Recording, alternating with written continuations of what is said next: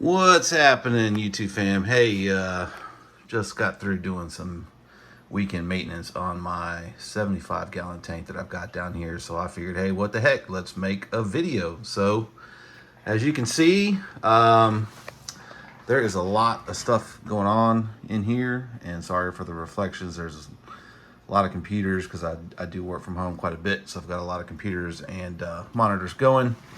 As well as there are 4 fish tanks down here. So the way the light plays is a little tricky to get a really good shot. But with that being said, figured go ahead and do a quick overview of this monstrosity that I have going on here. Quite honestly, there are a lot of fish in here that just simply should not or do not go together in the wild, and probably should not go together in the aquarium hobby as well. But for the most part, they do play nicely. That will not always be the case because some of these suckers are going to get very large as they grow into adulthood, and I can kind of give you an overview of what those are. With that being said, real quick, I just wanted to, because I have no idea what I had in here, because I've bought stuff from people, from pet stores, from fish swaps, and all kinds of fun stuff. But it looks like, as of this morning, I've got a total of 32 fish in here. 1 Flowerhorn, 6 Congo tetras, 4 Venustus, aka giraffe cichlids, 2 Geophagus finnis, 5 electric blue acaras. Let's see, 6 shell dwellers, 2 skunk cories, 1 gold and green cory, 3 bristlenose plecos, like to hide a lot, 1 golden gourami, which is very odd for being in this community tank, and then 1 albino eyebiter, aka a compressicept. So here are all my water parameters from yesterday when I was doing tank maintenance and water changes and topping off evaporation and things of that nature. But with that said, here is my 75. As you can see, I've got, here's several of those blue acaras over here. There's 2 of them that like to stay down in this corner for whatever reason. It looks like they are potentially pairing up and eventually will mate.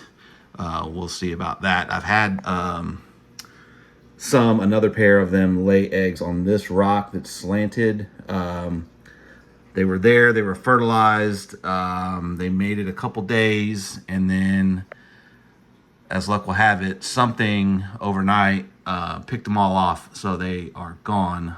Although they have, looks like they're trying to do that again here pretty soon. But nonetheless, there's 5 of those in here. Here is that golden gourami I was mentioning. He's about a year old. From the research I've done, they get to about 6 inches, and I want to say he's probably a good 4.5, 5 maybe. So he's about maxed out. He's eventually gonna be moved to a different aquarium that has less aggressive fish. Although being in here with not only a Flowerhorn but some Venustus cichlids, which there's one of them right there above him, he holds his own. So can't really say too much about that.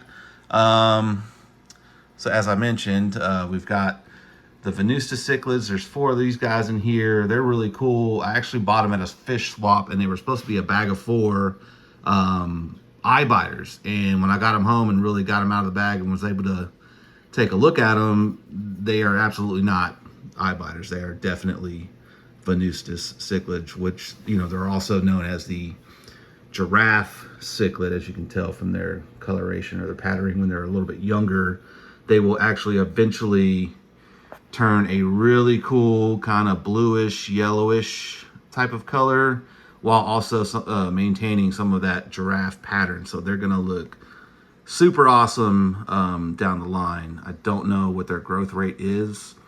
They've probably doubled in size since I've got them home, and that was back in March.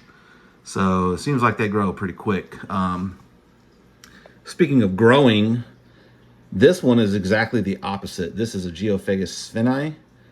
These grow super slowly from my understanding. They're also known as earth eaters. They like to come down here to the bottom and sift through the sand and pass it through their gills and things of that nature, which is one of the reasons why they're referred to as earth eaters. Here is the other one that I have.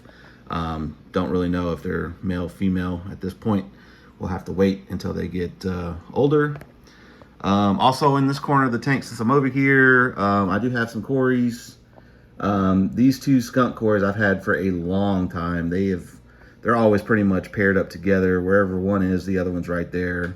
I had 3 of these golden green cories, but unfortunately 2 of them did not make it. I don't know why, but this one also I've had for quite a while. It kind of hangs out with the other 2 cories, which is kind of neat to see.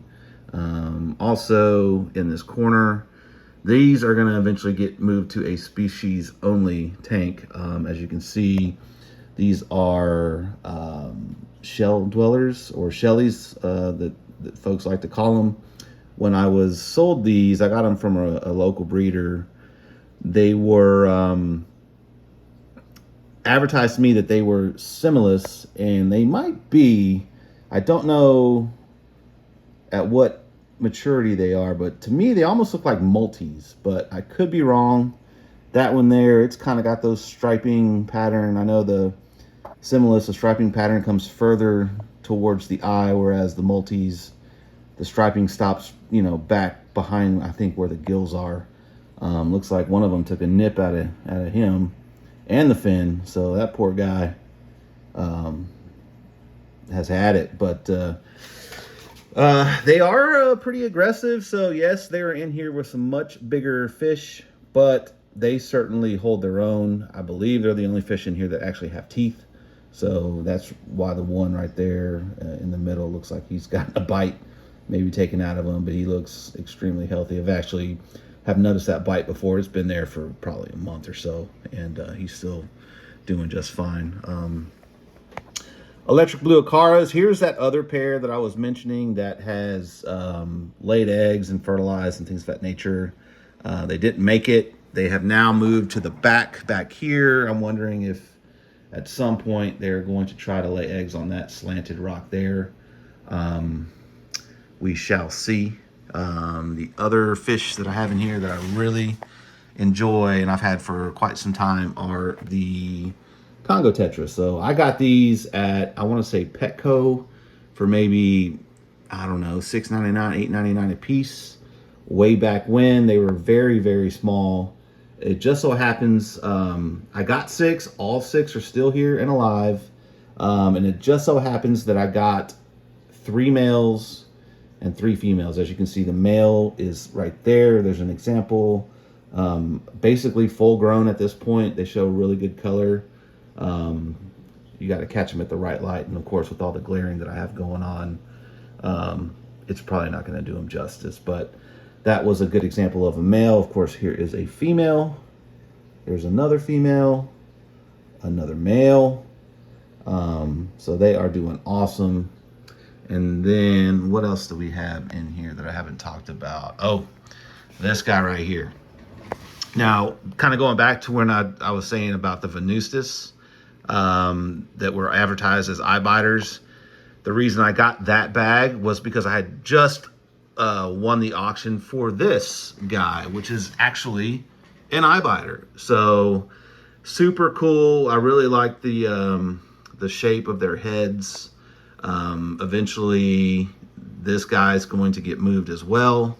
I've basically got plans to get either a 125 or a 210, the Venustus, the Flowerhorn that I haven't talked about yet, and then this guy are going to go into a much larger tank as these guys get pretty large themselves. I want to say anywhere between like 9-10 inches if I remember correctly, but they are an ambush predator, Lake Malawi if I'm not mistaken, and he likes to kind of hang out at the top. He kind of stays to himself, but super cool fish.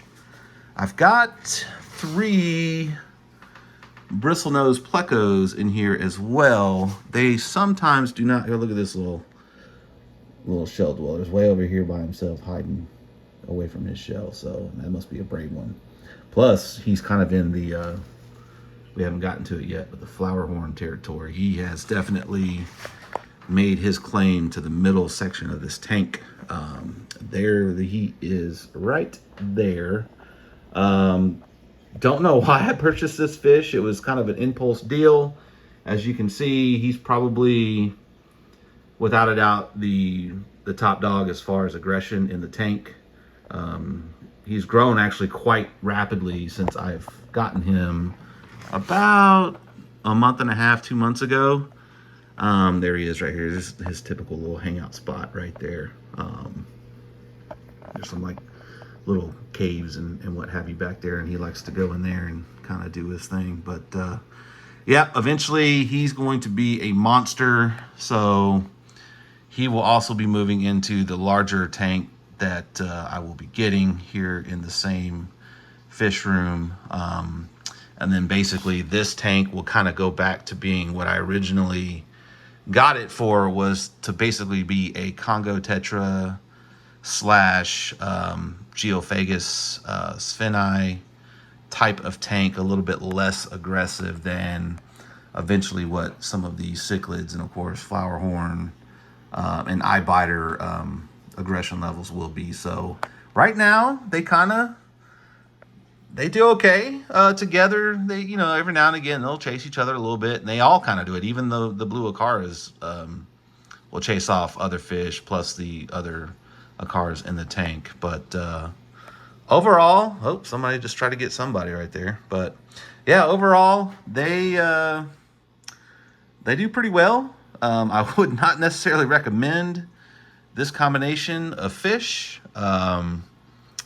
But as of right now, and with their size, they are doing pretty good. Really like their coloration. Majority of them are omnivores, so it's pretty easy to feed them.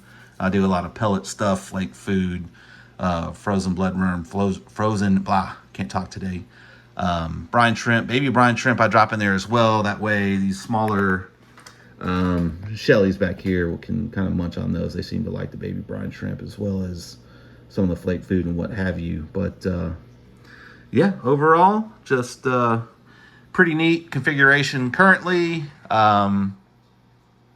Like I said, not necessarily the conventional way to go as far as the species of fish that are in here, but for right now, I'm enjoying it. Hopefully they're enjoying their tank mates and what have you. And eventually this will have to get broken down and parsed out, as I mentioned before. But thank you for watching, and yeah, y'all have a great rest of your Sunday. Peace.